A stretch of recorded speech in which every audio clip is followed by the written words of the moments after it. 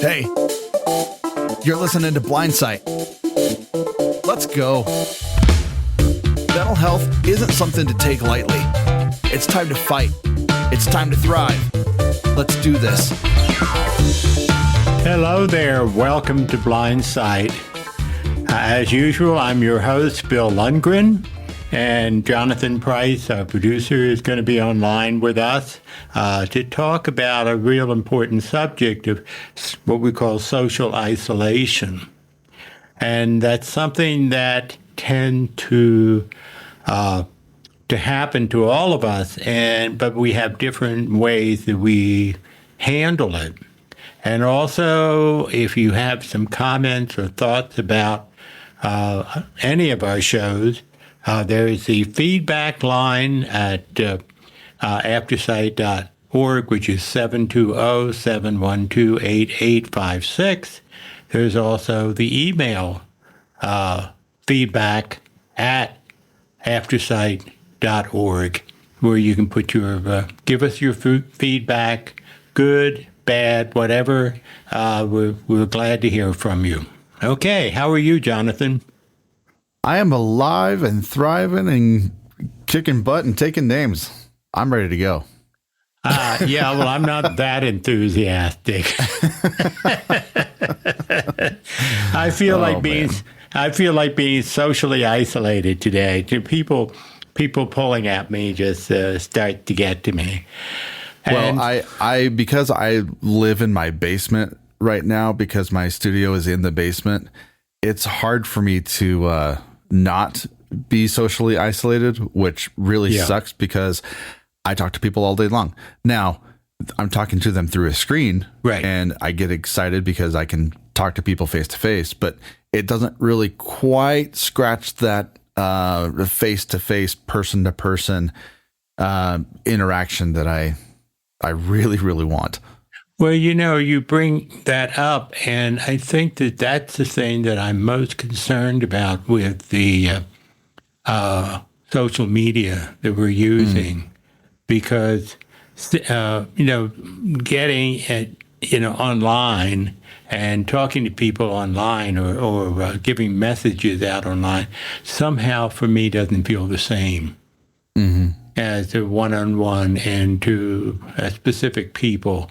And I tend not to do that much of it because I like being face-to-face with someone, or even on the telephone to be able to talk to somebody. And that's one of the things that I need to point out to people about, who are feeling very socially isolated, to certainly to use at a minimum the telephone. But more than that, to get out and be with people. Now, one of the problems that we've had in my mind has been COVID, and the fact that for so long, we were told we had to isolate. Right. And the thing that we forget is what distinguishes humans from a lot of other animal species is that we are social creatures. We survived because we created communities and we worked together, and we had people who helped one another, and we still benefit from contact with other people. One of the things that concerns me is that we don't always get trained, if you will, on how to interact with others. There's no finishing school, the Miss Perkins finishing school that says you're supposed to do X, Y, Z, and that's how you interact with people. And well, I'm gonna real quick. I'm gonna hop in and push back just a little bit. Okay. So it's interesting in early childhood education, the ability to teach kids how to behave when it comes to other kids. I think of sharing, for example. Sharing, we are naturally such selfish people that our instinct is to take.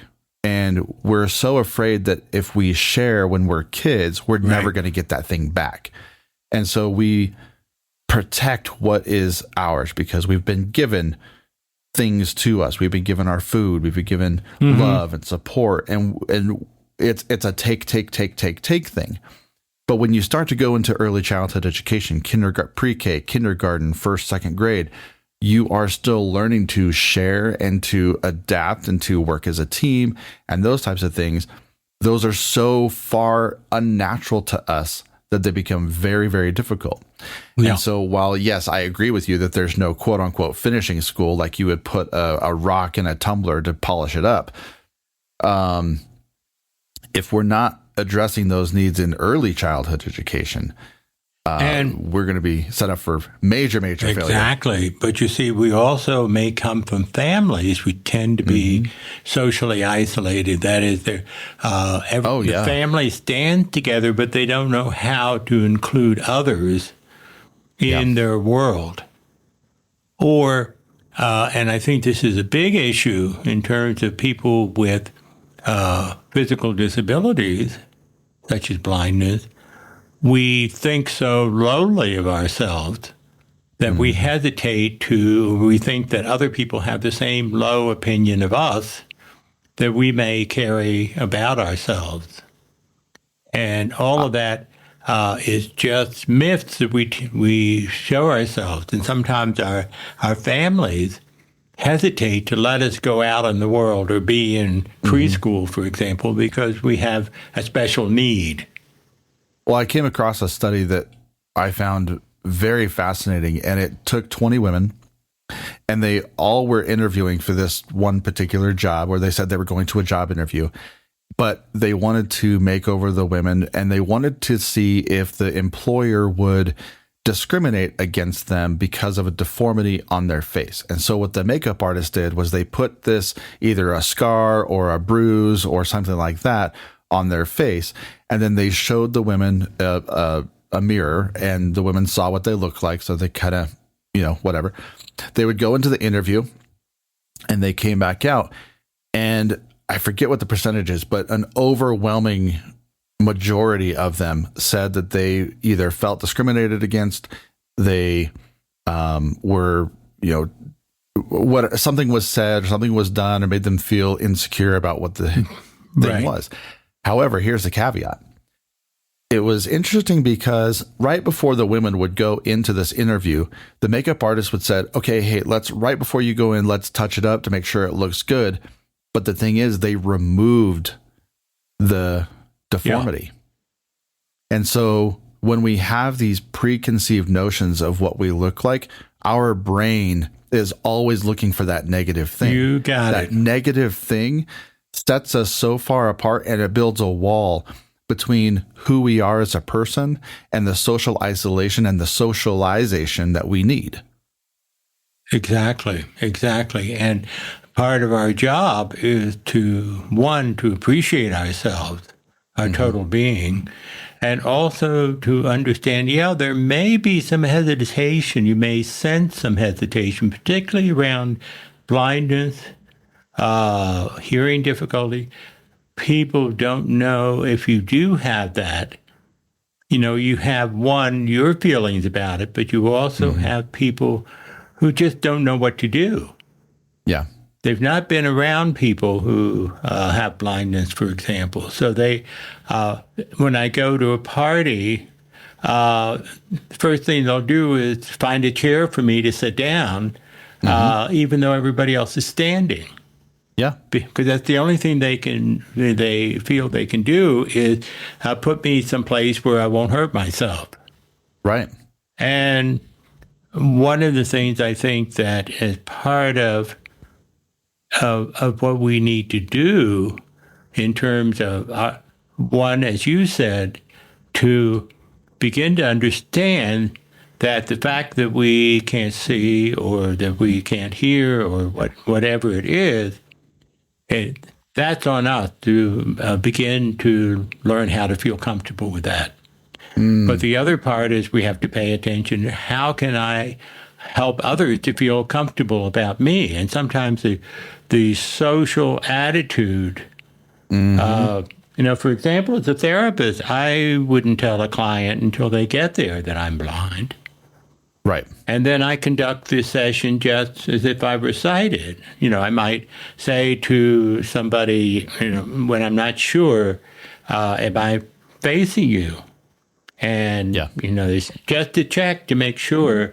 And because I was matter of fact about it, most of them, some wouldn't, I know, but they would just say, okay, let's go on to the business. The fact that I'm blind is irrelevant. Right. And so consequently, it has to do with you feeling comfortable about your whatever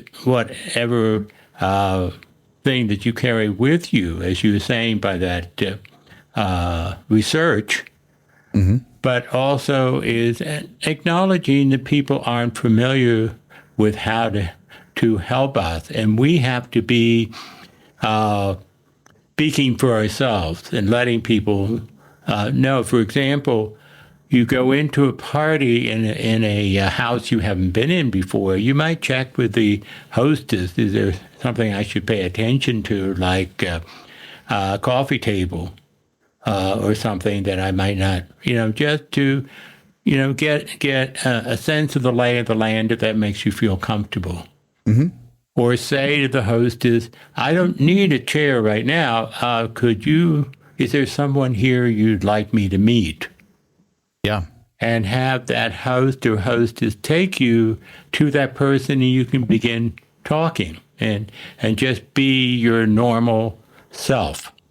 Mm-hmm. And that's really the key, is your normal, comfortable self. And I know that at some of these gatherings, you may feel uncomfortable and want to flee right immediately. I've had that experience. But I realized a lot of it had to do with the party more than me. But the point is, okay, if you feel so uncomfortable, know that you have the right and duty to leave. But know that you also, if it's coming from you, next time you go to a party, just stay a little longer and Sure. deal with the discomfort that you may be feeling. Because it may be coming from you rather than the other person. But the other person, hopefully, will ask you, how can I be of assistance to you? Mm-hmm. In which case, you've got a connection. In which case, you can explain, I need this, or I don't need anything right now, or where's the punch bowl? Mm-hmm. Be able to get what you need in the party. Somebody will help you. And people are I have to admit that people are very generous. And when you explain to them what you need, they're more than happy to help, because then they feel comfortable because they're, they're helping. So it's a win-win for both of you. But boy, it's so difficult for people, and I know for me for a long time, to just say, I just... I'm even afraid to ask for help, because that puts me in a one-down position, which it really doesn't. But, we tend to think that way. Right. So that's all perception. Yeah. And the social phobia in a lot of ways comes out of feeling less than, that we're not sure that we have the wherewithal to step out and meet new people. Yeah. And we're not talking about you addressing a crowd of 400, 500 people.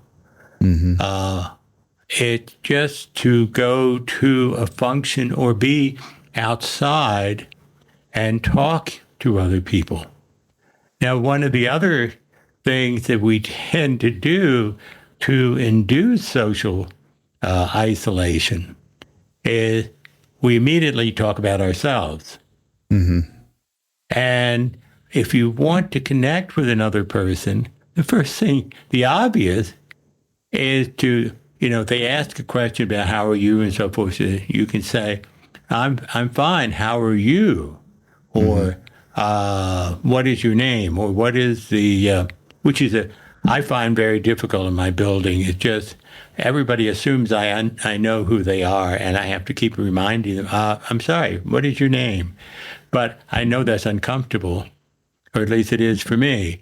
But asking the name, asking them something about themselves, or how do you know the host? You know, if you haven't met this person before, the more that you get people to talk about themselves, the more they're going to feel that you're brilliant. That's just and human I like that nature. you bring that up. So my job as the podcast producer is to get people to talk about themselves all the time. I do it day in and day out. Yep. But in social situations, one of my favorite questions to ask when I meet somebody is, "Hi, my name is Jonathan. Your name is, Richard or whatever." And I say, "Richard, tell me your story." And they don't know how to respond to that because very rarely has anybody asked them what their story is. And they said most of the time, "Oh, I don't have a story. My life's pretty ho-hum." I was like, "No, it's not. Tell me your story." And I just leave it there. And then they'll start thinking about what they do for their work and what they do. Are they married? Do they have kids? Are they single? Do they have different hobbies? And then I start asking them about the hobbies, about their job, about why they do that. Who, what, when, where, whys are fantastic questions to get out of that social isolation mode.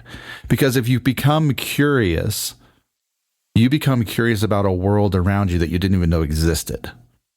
And you can do that by being open to meet new people. You shared a little earlier that, when you're reaching out for support when you need it, it's important to acknowledge that, that social isolation is so emotionally taxing.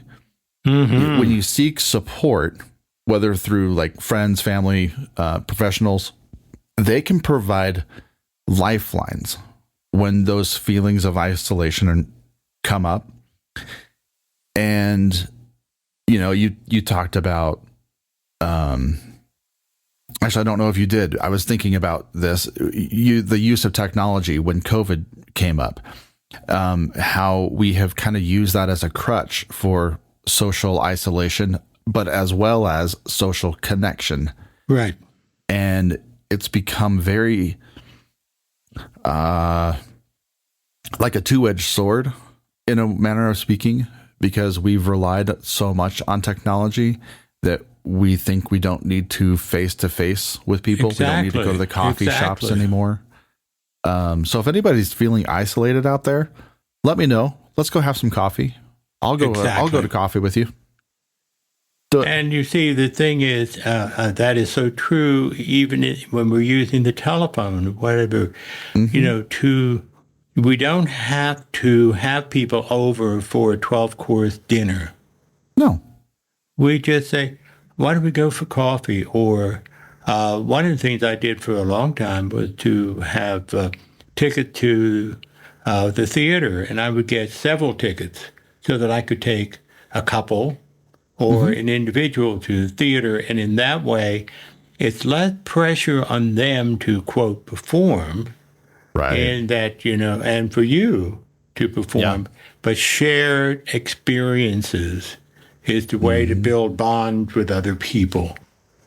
And it makes a big difference when we share an experience rather than feeling like we have to be the focus. Absolutely. Well, I'm going to go one level deeper than that.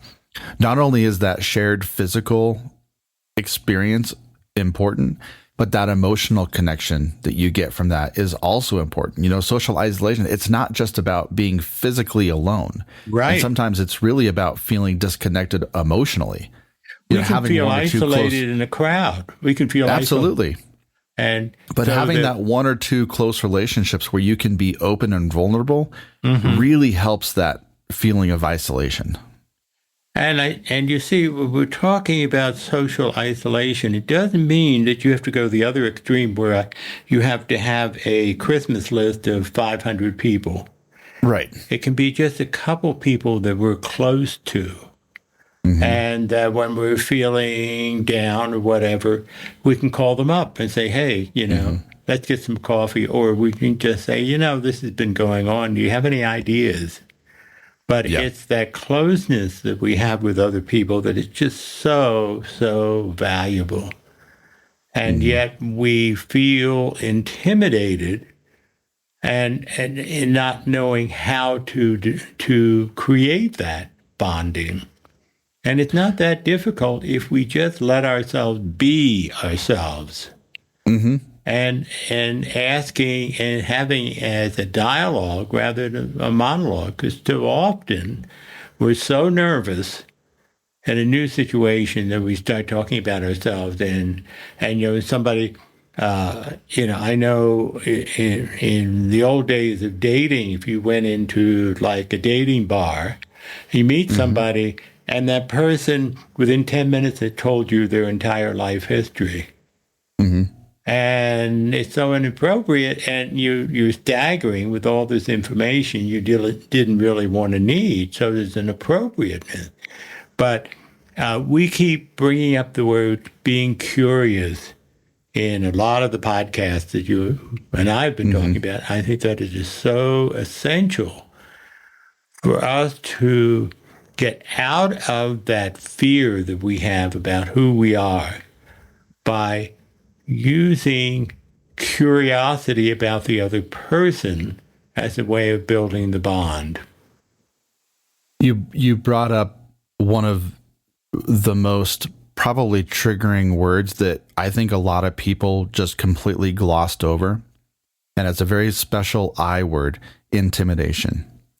And when you think about intimidation, I like to put another I word in there to completely polarize intimidation, and that is intentionality. And when you have intentionality, it's one of the most effective ways at avoiding isolation. Because when you're intentional about creating connections through, I mean, we can use phone calls, virtual meetups, or really what I'm talking about is in-person gatherings, face-to-face, coffee, dinner, just going over to somebody's house. The intentional, we're going to use curiosity again. The intentional curiosity to branch out completely eliminates that fear or that the intimidation factor. And by being intentional, it just goes completely away. You no longer have to be intimidated because of who they are, what they do. Now you may eventually become intimidated because they're accomplishing a lot, and you look at yourself, he's like, well, I haven't done anything with my life. That's a whole other podcast for a whole other time. But right now, we're just talking about intentionally getting together with people and doing life together. We have so many damn polarizing things in this world that are separating us. I don't know how many people I have met personally who loves coffee or who loves tea. Bill, do you love coffee or tea? Coffee. Yep. Perfect. Then let's go grab a cup of coffee. Yep. Who cares what our political beliefs are like? Who cares where we fall on whatever spectrum you want to put us on? We are two humans living in roughly Denver, Colorado, doing life together. That's the point. Yeah, you live in the Republic of Boulder, I believe. I don't. I work in Republic of Boulder, but I live in Thornton. But yes, yeah, okay. but you see, the thing is, we do see ourselves in different worlds, but that's not what we're bringing when we try, as you say, being intentional in bridging the differences between us. And part of intentionality is to leave our worries about ourselves behind and say, if this person doesn't like me, after I'm trying to get to know him or her or they, that's their problem. Yeah, that's not mine. If we connect, then that's to the benefit of both of us. But you see, that's a mindset that we have to kind of train ourselves through experience to have that, I may be blind, but I've got a lot of things I can bring to a conversation, to a friendship. People tell me that all the time. Right. and they don't even, they're aware of my blindness. It's hard to avoid it, especially when, a neighbor of mine, I asked her if she could help me with something. She said, yeah, but let me, I'll put my clothes on and be right over. I said, oh, you don't have to do that. I said, the neighbors it's built-in privacy, me. Right? There you go. But I do that partially because it helps other people feel more comfortable with my blindness when I joke about it. Yeah. In that way. And, you have to pay attention to that. But, the fact that I'm blind is a minor detail in many ways. And we have to get to that point. But especially the newly blind, it takes a while to understand that you're getting used to getting about and meeting other people and whatever. But the fact is you're still you. Whatever that means. You're still you. The blindness does not define us. Or any physical disability doesn't define us. But you see, we have to keep it from defining us in our own mind. And so by focusing on other people, then we can let people see us as people as well. Yeah. And can kind of put the blindness or any physical disability aside and just relate person to person, which is what we want to do. But we have to calm ourselves down. We have to calm ourselves down and say, look, I'm equal. I'm equal to anybody that I meet, and not have. Yeah. As we close this up, and we talk about what's something that somebody could do today to kind of alleviate just the most basic of social isolation. Think about people that you've met, and see if any that you feel comfortable inviting that person to have coffee with you. Or to do some activity together that, where the focus isn't necessarily on each other, because that can be very, a little bit nervous creating for people.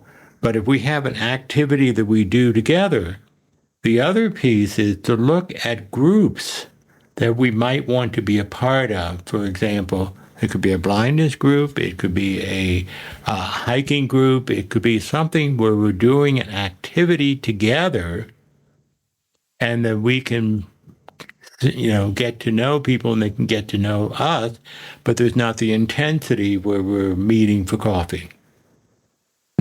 Yeah. And it's good that you brought that up. It reminds me of, I don't know if you have read essays by Ralph Waldo Emerson, but there's a quote in there: the only way to have a friend is to be one. Yes. And I think that's so poignant to what we're talking about today. Yeah, absolutely. Because you don't know, even in your own anxieties of social isolation, somebody may need your advice. Somebody may need your tenderness, your care, and you don't even know it. And just the fact that you reached out to go get coffee with them is going to allow them to open up in a way that you never even thought possible. You got it. It's in a sense, you may not be aware that person may feel socially isolated as well, and you've just bridged the gap. Yeah. This is another episode of Blindsight with Bill Lundgren and Jonathan Price. We look forward to you joining us for another session. We'll be talking another episode. We're going to talk about the caretakers. And I think it's important for us to pay attention to that. So I look forward to having you as our listener again. Thank you.